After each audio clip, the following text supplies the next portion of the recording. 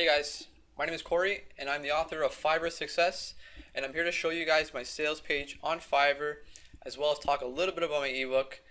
As you can see, I am a top rated seller on Fiverr. I make 4,000 bucks a month and I only work about 8 hours or so a week total, usually less. So as you can see, I made over 4,000 bucks this month, and my average selling price for my gigs is $8. This is on the low end. Typically what you'll see is a lot of people who are successful on Fiverr sell about $20 or so average.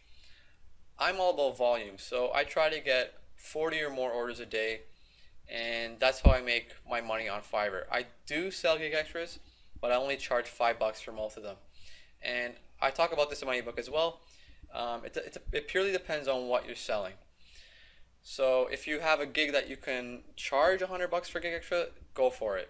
But in my case, it was all about volume. I'm just trying to sell a lot.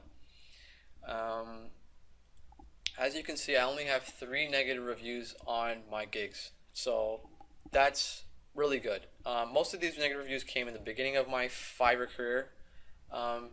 So I go into that in my book as well, how to avoid letting anyone leave a negative review on any of your gigs. It's very key, because the first thing that anyone does when they go to your gig page is they scroll down and they look at your negative reviews. If you have none, it's going to encourage them to buy your gig. It's simple as that. And I also have a 10% cancellation percentage, which is okay because you don't really want to have more than this, but most of these gigs that were canceled by me. I didn't want anyone to leave a negative review. So if someone was complaining about the gig or they weren't satisfied with it, I will just cancel it and let the buyer get their money back and not let them leave a review, because if you cancel the gig, they can't leave a review.